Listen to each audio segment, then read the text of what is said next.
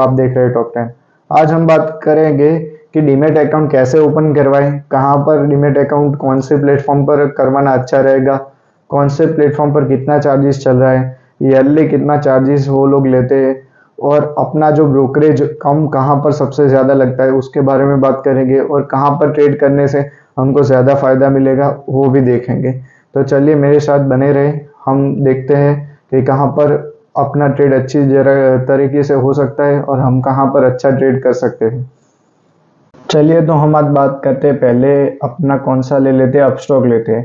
तो अपस्टॉक में देखिए अभी हमें अपस्टॉक की साइड पर आ गए और अपस्टॉक ब्रोकर चार्जेस दिख रहे हैं आपको, तो उस पर हम पहले देखते हैं।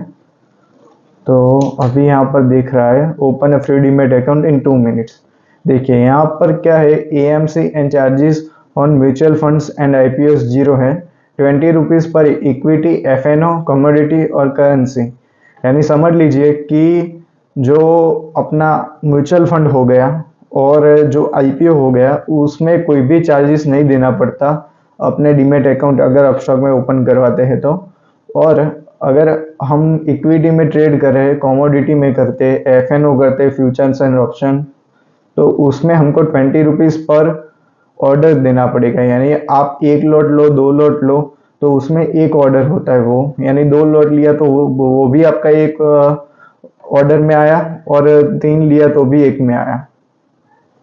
ठीक है, तो ऐसे अपस्टॉक में इतना चार्ज है। अब देखते आगे। हमने अपस्टॉक का देखा था कि ब्रोकरेज चार्जेस कितना लगता है, उसके अलावा जो दूसरे चार्जेस है, एसटीटी, सीटीटी हो गया, जीएसटी कितना परसेंट लगेगा, स्टैम्प ड्यूटी हो गई, एक्सचेंज फीस हो गई।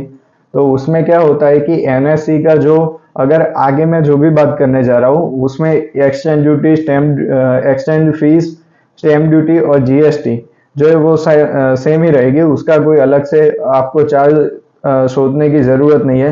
ये चार्ज एनएससी और बीएसई वालों का है, उसमें कोई पर्टिकुलर कोई भी जो अपना कंपनी हो गई, जैसे मान लो कि कोई अपस्टॉक है कि जीरोधा है, तो उसमें कोई चार्जेस नहीं रहता है। तो इसमें जो चार्ज है मेन वही है, दूसरा सेम टू सेम चार्ज रहेगा। डीमैट ट्रांजैक्शन जो होता है वो सीडीएसएल के अंडर आता है, तो सीडीएसएल का आ गया। और सेबी का जो सेबी चार्जेस है, इक्विटी डिलीवरी 10 रुपीज़ पर सीआर हो गया। और यहाँ पर देख लीजिए charges SEBI, security and exchange board of India का जो लगता है वही सेम रहेगा। अगर आप करेंसी की बात करें तो करेंसी में भी आपको सेम 20 रुपीज़ ही लगने वाला है। इसमें भी सेम एनएससी का जो अपना फिक्स होता है ट्रांजैक्शन चार्जेस वो सेम ही रहेगा। तो ये जो चार्जेस है अपना वो सेम ही रहेगा, दूसरा कुछ ज़्यादा चेंजेस नहीं होगा। जो चार्जेस शो में दिख रहा है आपको तो वो मेन यही है चार्जेस। इंट्राडे का कितना लगेगा, इक्विटी का कितना लगेगा, एफएनओ का कितना लगेगा, म्यूचुअल फंड और आईपीओस का कितना लगेगा, तो मेन यही है। दूसरा जो भी मैं आगे बात करूंगा उसमें ये सब नीचे वाले जो चार्जेस है, एसटीटीसी, सीटीटी और जीएसटी, स्टैम्प ड्यूटी, वो सब सेम रहेगा।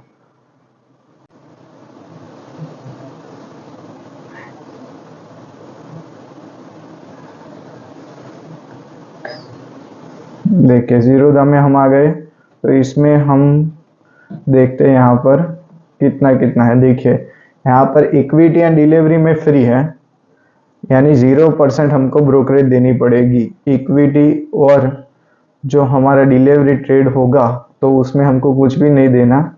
इक्विटी डिलीवरी में क्या होता है कि अगर आप लॉन्ग टर्म में खेल रहे हो तो उसमें, यानी लॉन्ग टर्म यानी कि अगर आपने आज कोई पर्टिकुलर कोई स्टॉक बाई किया है और उसको आपको रखना है 2 3 4 महीने, तो आपको कोई भी नहीं देना पड़ेगा। वहीं आप इंट्राडे और एफएनओ ट्रेड करते हो, यानी क्या हो गया कि अगर आपको T+2 होल्डिंग डेज बोलते हैं हम, तो उसमें क्या टी यानी कि टुडे +2 यानी 2 दिन अगला, यानी 3 दिन तक अपने अंदर आप स्टॉक रखते हो अपने डीमेट में, जब तक उसकी एंट्री आ जाती है। उसके बाद अगर आप सेल करते हो तो उसमें कोई भी चार्जेस नहीं होता। अगर आपने आज लिया और कल भी आप बेचने जाओगे तो वो इंट्राडे में ही कंसिडर किया जाएगा। तो इस वजह से आपको जो होगा वो 0.03% विच एवर इज लोअर, तो यानी अगर आप समझ लीजिए कि आपका कोई भी ट्रेड है तो 20 रुपये ही वो भी चार्ज करेगा, उससे ज़्यादा नहीं करेगा। और डायरेक्ट म्यूचुअल फंड जो होगा वो जीरोधा में वो फ्री होगा, यानी उसका कोई चार्जेस नहीं लगेगा। ठीक, अगर हम दूसरे कोई साइड की बात करते हैं, अगर मैं पर्टिकुलर कोई बात करूं तो अपस्टॉक और जीरोधा बहुत ही बढ़िया एप्लीकेशन है। अगर आपको डीमेट अकाउंट अगर ओपन करवाना ही है तो इसमें ही करवाना चाहिए। अगर दूसरा कोई अगर इससे अलावा भी करना है तो एक एंजल वन है, वहां पर भी आप करवा सकते हो। तो चलिए हम अब चेक करेंगे एंजल वन का। देखिए, अब हम आ गए एंजल वन के, जो भी ब्रोकरिंग चार्जेस कितना लगते हैं उसमें। तो एंजल वन में कितना लगता है चलिए देखते हैं। तो हम आ गए, equity 0% brokerage, intraday FNO, currency communities और मार्जिन ट्रेड फंड्स जो होता है उसमें इंटरेस्ट कितना परसेंट, तो 0%। और इसमें भी एक चीज है वो आपको नहीं दिखाई दे रही, देख लो है आपको, normal trade apply first 30 days, for first 30 days, दिख रहा है आपको यहाँ पर। 30 डेज का जो भी होगा आपका ट्रांजेक्शन, उस पर ही वो लोग ब्रोकरेज चार्ज नहीं करेंगे, समझ गए। तो अगर आप 30 दिन के बाद कोई ट्रेड लेते हो तो उस पर आपको रेगुलर चार्ज जो लगता है उतना आपको लगेगा ही लगेगा। यानी ये देख लीजिए, यहाँ पर ब्रोकरेज लिखा है 0.03% और 20 rupees, which ever is lower, कौन सा भी जो भी आपकी लोअर अमाउंट होगी वही लेगा वो। तो इसमें एंजल वन का इतना चार्जेस लगता है। अगर हम दूसरा कोई बात करें तो एक 5 पैसा भी है, तो उसमें कितना चार्ज लगता है वो भी आपको दिखा देता हूँ।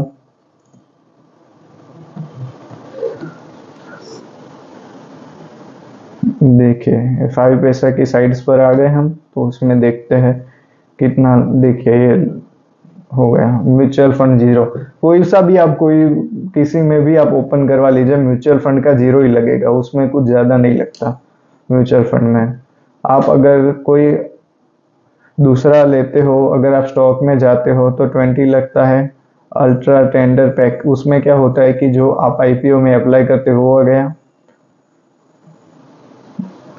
देखिए अगर आप डीमेट में कोई भी स्क्रिप्ट परचेस करते हो यानी 12.5 पर स्क्रिप्ट लगता है, यानी आप कोई भी ट्रांजेक्शन करते हो उसमें 12.5 लगेगा पर स्क्रिप्ट पर।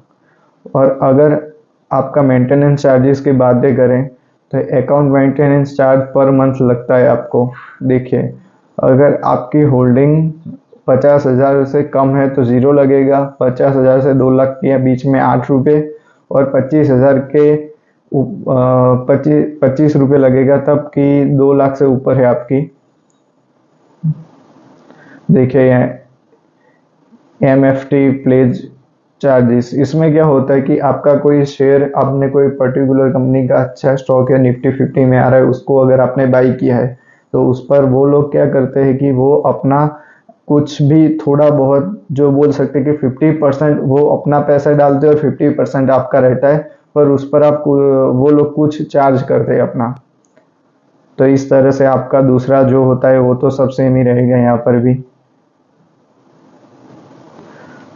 अगर हम दूसरा कोई अगर बात करें तो ग्रो भी एक अच्छा प्लेटफॉर्म है, वहाँ पर भी आप बाय कर सकते हो। तो उसमें भी देख लेते हैं कितना ब्रोकरेज लगता है। देखिए ग्रो में अकाउंट ओपनिंग का कुछ नहीं है, एनुअल मेंटेनेंस चार्जेस भी कुछ नहीं लगता। उसके अलावा आपका इक्विटी ब्रोकरेज जो चार्जेस है वो 0.05%, विच एवर इज लोअर वही सेम रहेगा, 20 रुपीज़ लगेगा आपका। फ्यूचर एंड ऑप्शन में आपका 20 लगेगा और प्लेज में 0 है, ये अच्छा है। तो इसमें क्या है कि अगर आपके पास पैसे थोड़े कम है और आपको ट्रेड बड़ा लेना है तो आप अगर कोई भी शेयर अपना प्लेस करवाते, प्लेस यानी कि आपने उसको गिरवी रखा कहीं पर, यानी उस साइड पर आपने गिरवी रखा है, तो उस बदले में आपको ट्रेड करने के लिए आपको कुछ फंड दिया जाता है, वो आप विड्रॉल नहीं कर सकते, पर उस पैसों से आप अपना कुछ ट्रेड जो करना है। अगर मेरे पास अभी रिलायंस के 50 शेयर है और उसकी वैल्यूएशन अगर 2 लाख रुपए होती है तो वो उसमें से मुझे 50% अगर मेरा वो होल्डिंग में शो कर रहा है, अगर वो मैं प्लेज करता हूँ तो उसको मुझे 1 लाख रुपए जो मेरा डीमेट में बैलेंस हो जाएगा, और 1 लाख के बदले मुझे कुछ ईयरली इंटरेस्ट देना पड़ता है उनको, और प्लेज चार्जेस जो होते हैं वो देने पड़ते हैं, पर इसमें ग्रो में कोई भी नहीं है चार्जेस उसका, तो वो फ्री है। तो इसके अलावा दूसरी बात करें तो वो पैसे जो है मेरे पास 1 लाख रुपए जो डीमेट में शो करे वो मैं विड्रॉल नहीं कर सकता, पर उससे अगर मुझे ऐसा लगता है कि मुझे टीसीएस का स्टॉक जो है वो बढ़ने वाला है, तो मैं उस 1 लाख रुपए का यूज कर वो टीसीएस का स्टॉक जो होता है वो पर्टिकुलर बाय कर सकता हूँ। तो ऐसे होता है प्लेज। एक दूसरी वेबसाइट आ रही है अभी, धन कर एप्लीकेशन है, उस पर भी देख लेते कितना परसेंट अपने को लग रहा है चार्जेस और वो सब। देखिए इसमें तो पहले ही एमसीएन प्लेटफॉर्म फीस जो होती है, एनुअल मेंटेनेंस चार्जेस, वो तो फ्री है। आईपीएन म्यूचुअल फंड भी फ्री है। Equity, intraday and segment futures, तो उसमें 20 लगता है। ऑल सेगमेंट ऑप्शन में भी आपको 20 लगेगा। यानी समझ लीजिए ये लोग मोटा मोटा बोलिए तो अपस्टॉक की कॉपी है। तो इसमें अपस्टॉक की तरह जितना चार्ज लगता है सेम टू सेम लगता है, 0.03% लगता है। और अगर उससे अमाउंट कम हो रही है, 20 रुपीज से कम है, तो 0.03%, वरना 20 रुपीज लगेगा। तो ऐसे आपको मैंने दिखाया कि कैसे अलग अलग प्लेटफॉर्म पर अलग अलग चार्जेस लगते हैं, कितना वो मेंटेनेंस चार्जेस लेते हैं, ईयरली मेंटेन करना कितने मेंटेन करते हो तो उस पर कितना चार्जेस है, उसके अलावा अगर आप यूज़ करते हो तो कितना लगता है, उससे अलावा आपका प्लेज कैसे होता है और उसका चार्जेस कितना लगता है, तो वो भी मैंने आपको दिखा दिया। अगर मैं मेरी बात करूं कि मुझे अगर इन्वेस्टमेंट के लिए कोई सी एप्लीकेशन में पैसे डालने हो तो अपना अकाउंट मैं कहां पर ओपन करवाऊंगा, तो मैं पर्टिकुलर अपना अकाउंट अपस्टॉक में ही करवाऊंगा। और दूसरा, अगर मुझे अपस्टॉक नहीं पसंद आ रहा है तो दूसरा मेरा हो गया जो एंजल वन है वहां पर ही ओपन करवाऊंगा। क्योंकि क्या है कि अपस्टॉक और एंजल वन बहुत ही बढ़िया एप्लीकेशन है, जीरोधा भी अच्छा है।